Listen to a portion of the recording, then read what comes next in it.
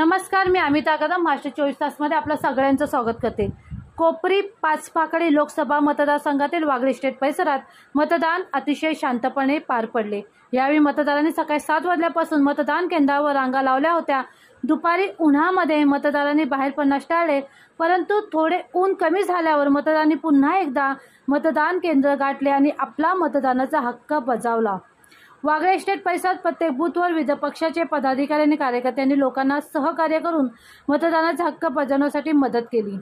एकंदरच काय तर नागरिकांनी आपल्या मतदानाचा हक्क बजावून अतिशय शांतपणे मतदान प्रक्रिया पूर्ण केली।